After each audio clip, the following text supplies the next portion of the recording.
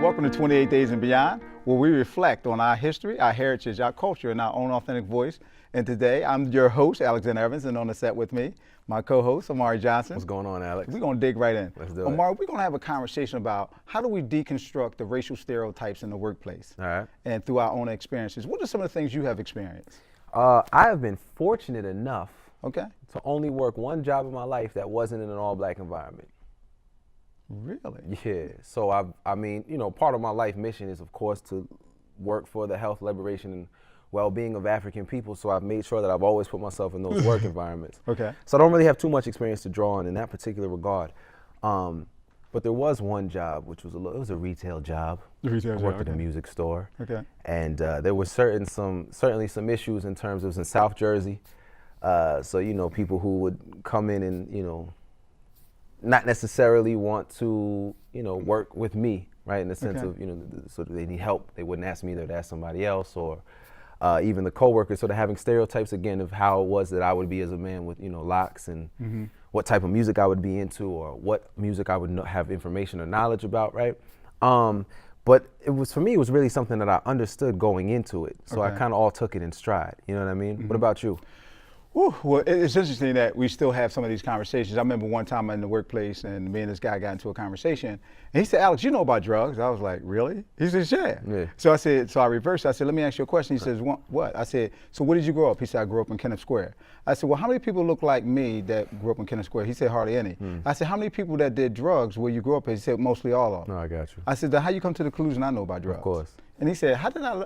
And he was sincere. He said, "Well, why did I think that way?" I said, ABC, NBC, and CBS.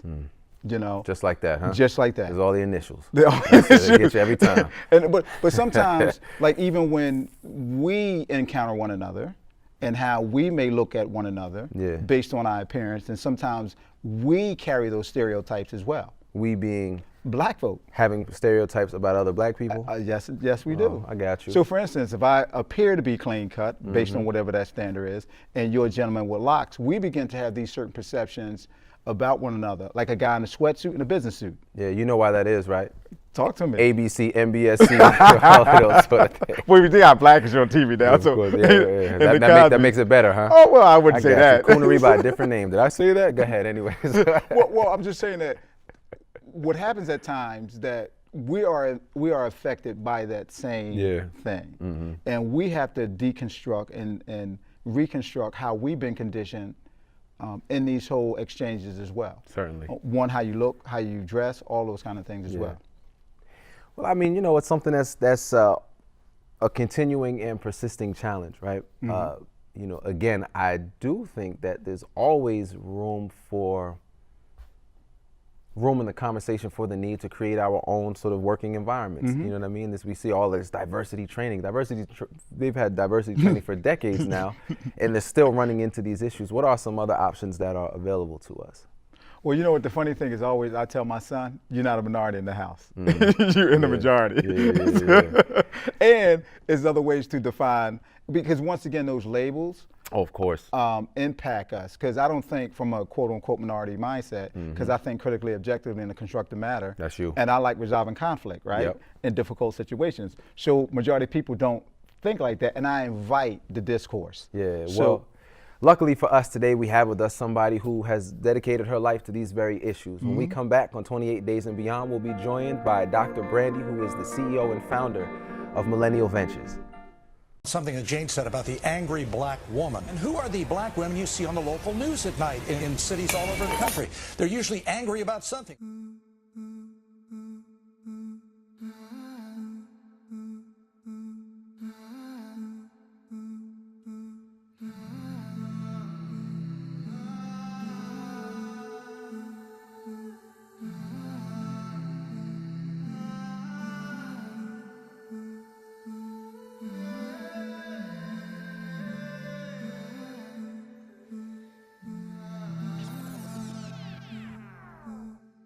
The most disrespected person in America is the black woman. The most unprotected person in America is the black woman. The most neglected person in America is the black woman.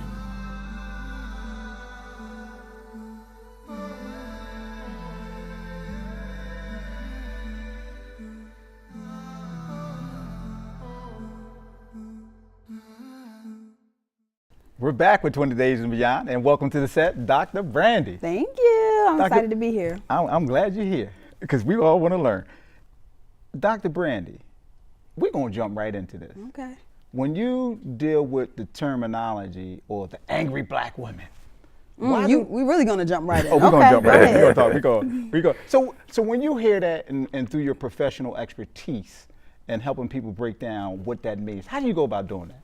Well, I think, perception is really at the core of what that is. And some people perceive, and they've seen it over and over again, the angry black woman in the media, in movies and things like that. So that plays into the perception. But on a day in, day out basis, especially in the workplace, that sort of stereotype can be really damaging to an African American professional woman.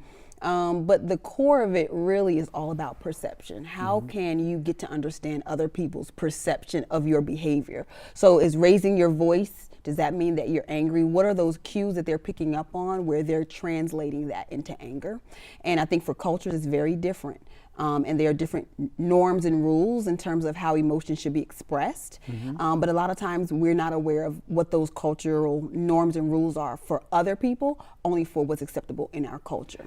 Just quickly, do we have that same perception of one another? Like angry black woman, even though we black? Do that thing exist as well? So you're making me divulge the secret. Does it, Alex? Put me on the hot seat right now. I think it does. Okay. And you know what, stereotypes, we always think about one group versus another group, but really they are very real and present within the groups as well. And even on the continuum of culture, a lot of times some of those stereotypes, they do play out. And 9 times out of 10, especially as an African American woman, one of the things that is top of mind for us is do not feed into the stereotype. So when you get angry, you're gonna smile even more instead of really showing that you're angry, and you have to really be strategic and purposeful with how you communicate in those times and who you're communicating to. So Dr. Brandi, you talked about perception as being at the root of all of this. Now we know that perception isn't something that's formed within the 3 months of us working together. That is something that's come over a lifetime. So how is it that you come in and break down those perceptions for, I don't know, how long are your workshops, a weekend or? Yes, an engagement can be, 3 months, 6 months, it can even be a year, depending on the work that needs to be done. And I would say the first step, it's not the expert or the external person that comes in and sparks change for an organization or a cultural group, right? It's really them being ripe and ready for the change that has to happen. And a lot of that is really self-awareness. So the first half of that process is really, me helping to facilitate that thought process for who are you, how did you grow up, what were the messages that you were sent, and what are the things that you hold as personal truths that may not actually be relevant in this professional setting, and they may be hurting your professional relationships and that sort of thing. So, and I think it surprises people because they're going, we're gonna have that communications conversation. We're talking culture now.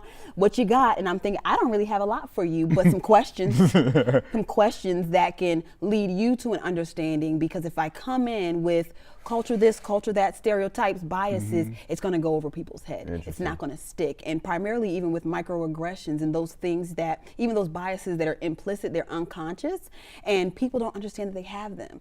So when they're offending others, it's hard for them to even receive feedback that they're being offensive, because to them it's so deep-seated in their subconscious, they didn't really mean it. So to them they're going, I didn't mean it, my intentions were pure. But in communication, the onus is on the communicator, how their message is received. It's not on us. So if someone comes to you and says, I was offended by how you said that, it's on you to adjust that communication for them. So what do you use as a sort of benchmark for success? Because we also hear in this conversation, people are hypersensitive, and so, right? So how are you using benchmarks for success? Yeah, so again, the benchmark, doesn't come from me, but I try to look at it from the people who I'm working with. And I think part of that is, can I help to facilitate a process where they get to the point where they are willing to take action on their new belief, on their understanding? It's the what if. What if maybe I have been a little bit wrong? What if I've been misjudging this person and it is coming from a cultural bias that I have unintentionally, but what if maybe I can change? And then I'm going to challenge them, then what would you do differently? What are the conversations that you would have, because you're managing a multicultural staff, but you are perhaps a white male? your staff is very diverse. How are those conversations about what they need to improve on? How should that be a little bit different, because it's not sticking the way that you're saying it? And if I can get people to be willing to change their behaviors, that's the first benchmark. And a lot of times, honestly, I fired clients.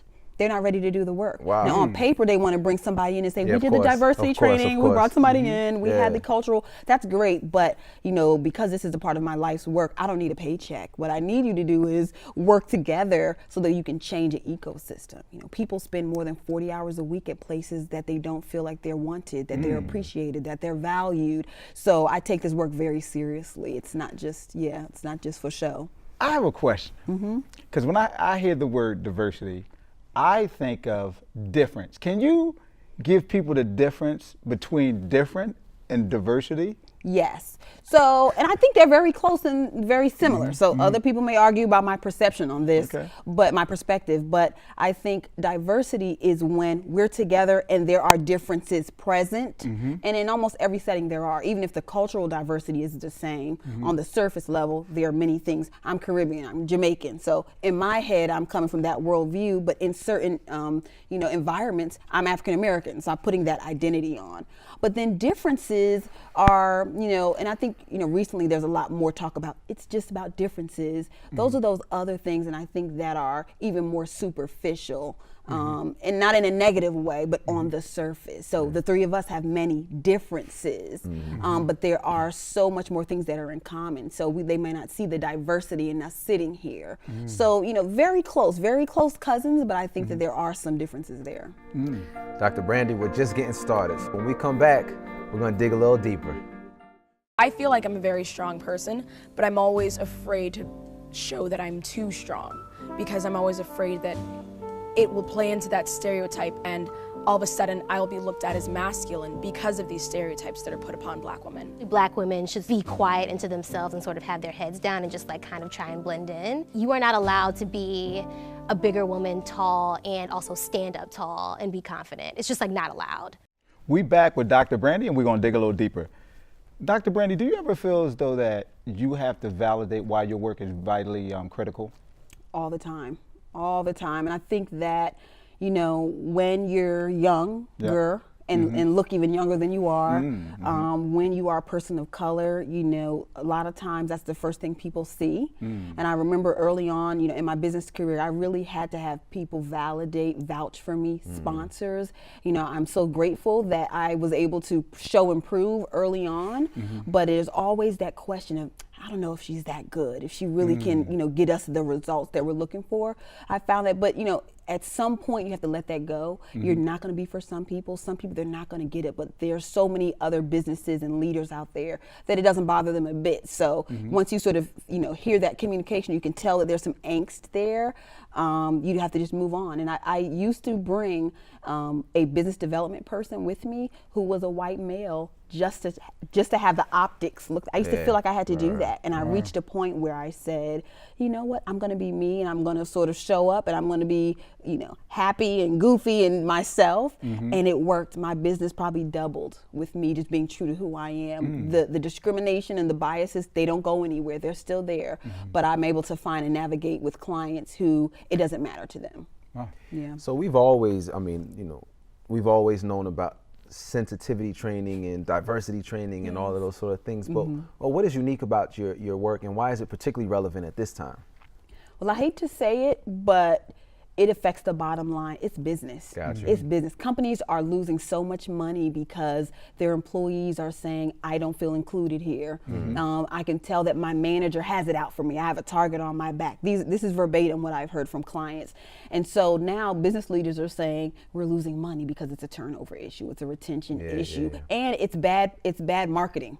I mean, I hate to say it that way, but companies, you don't want to go on Glassdoor.com for a company review. Should I work here? Is this a great employer? And then all the dirty secrets are online. So in this digital age, companies are really putting a lot of money towards training to make sure that, at least on paper, it looks like they're part of this diversity movement and they're being inclusive in their practices. But it's business. Yep.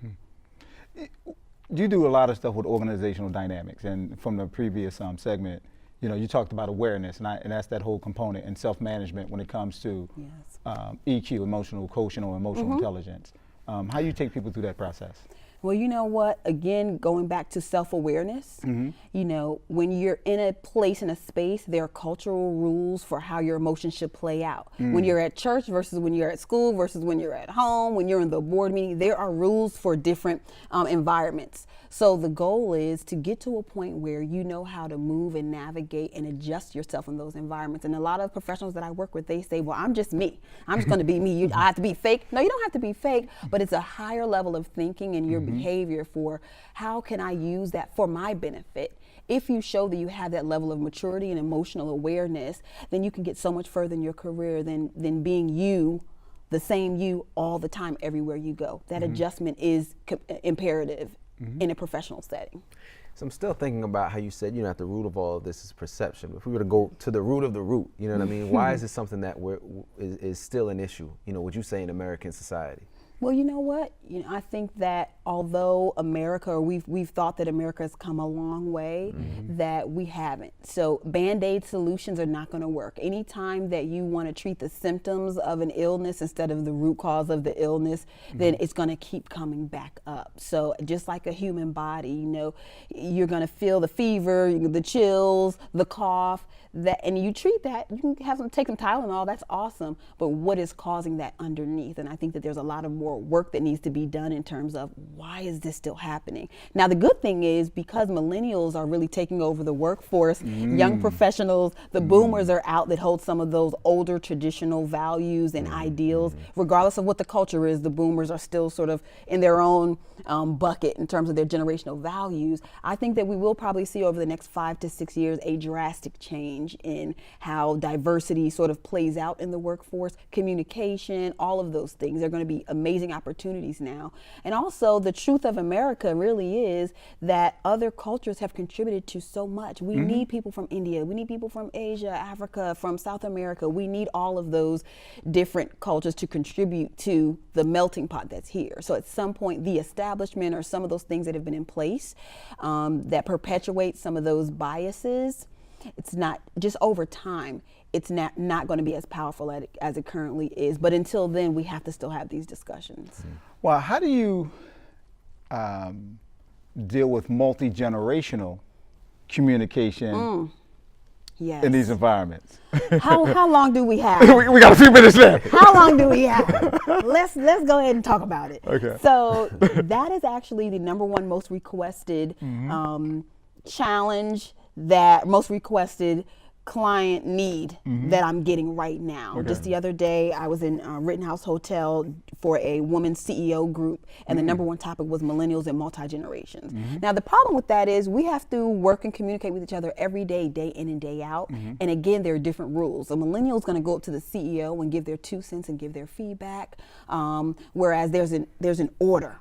You're supposed to follow, you know, according to boomers or older generations. So the age gap and the generational gap is really starting to trump the culture gap right now, because millennials are the #1 most diverse group right now in the workforce in terms of cultural diversity. So companies, again, are starting to figure out, oh my gosh, we have another layer that we have to really address there. But it's all about self-awareness and understanding. A lot of times we have these assumptions about other generations, but there's not an understanding and coming together for those differences. What are some of the most interesting or surprising things that you've discovered in the history of your work? Wow. Again, how much time do we have? Some of the most interesting things. You know what? You know, people are, 2 things. #1, people are so much more alike than they are different. Interesting. But I will tell you one thing, people will be kicking and screaming before they will have that process of self-awareness. It hurts. It hurts. Regardless what side you're on, to say, wow, I have some flaws, I have some issues personally and professionally, and no one wants to do that work. And you have to tear people down before you can build them back up. And I think that it's a daily practice for me in and outside of my professional space to always look at myself. What can I do? How can I be better? How can I represent myself as well as my culture, as well as my profession, as well as my gender group, like all of those things. But some people, it's all about me, me, me, me, me. And so when it's time to take a pause and say, how about having a more 360-degree view of your identity, then, you know, that's where the growth comes from. But I know that one of the challenges in all the work that I've done is people who are willing to change. That's my number one question I tell people after the first intro. Are you willing to do the work? Yeah. And that's a question we should all sort of sit back and reflect on. Are you willing to do the necessary work to change? Dr. Brandi, we want to thank you for joining us here on 28 Days and Beyond. And we'll be right back with our final thoughts.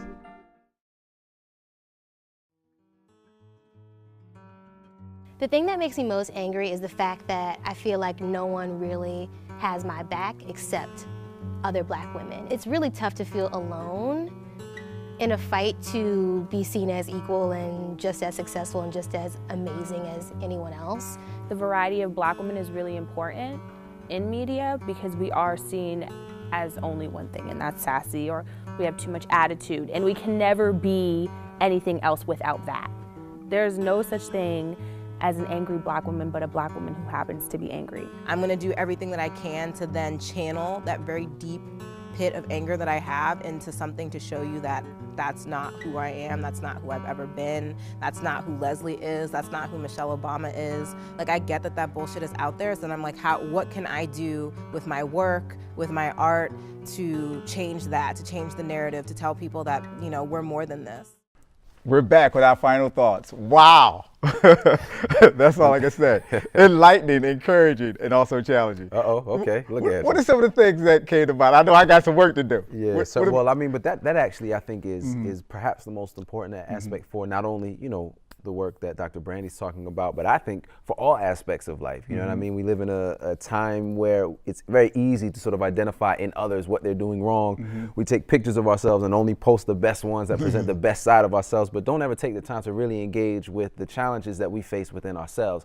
I think that if we only took one thing away from the interview, it would be that for me. What about for you? You know, it's funny that when you really think about self-awareness and doing a self-assessment, when I see, it's always, they got a saying, my sin look ugly on you, that's in me, but I don't want to deal with me, but I want to judge you. Where you be getting this stuff from? I ain't never heard that before. It's like, I just pulled it out my pocket. Of course. Go ahead. My left pocket to be sure. But one of the things is, you know, I like that part, do you want to change? Everybody say they want to be different, but they remain the same. And change only comes with work and tension. In order for the muscle to grow, it has to have some tension on it. It has to have some resistance. Look at you. So in order for us to build up our capacity in dealing with others, dealing with difference, and also change, we got to understand it's a hurtful, painful process in going through it, through that self-analysis. You better start singing Michael Jackson up in here, Man in the Mirror. Man in the Mirror. I see you going in that direction. But I agree. I mean, you know, and I think another great point was just the sort of presence of the millennials in the workforce, as we talked about in the previous episode, how that's really going to transform what the workplace looks like. You know what I mean? Yeah, it's funny because each generation of kids is a previous result of how people have parented. So we place a lot of blame on millennials, but I always say you can't blame a kid for bad parenting, right? But we often do that with millennials. We say that these kids are this, that, and the other, but who are the parents of those individuals? Right. And they have even pushed their parents to change the way they go about doing things as well. And it's coming at a rapid pace. Yeah, well, you know, I was reading something about as this workforce changes, we're going to have 3 generations, and at some point, perhaps even 4 generations in the workforce. And that would make for a very interesting, as you were saying, a sort of cross-generational working environment. But we're going to continue this conversation and many more here on 28 Days and Beyond, where we celebrate and reflect on our history, our heritage, and our culture in our own authentic voice.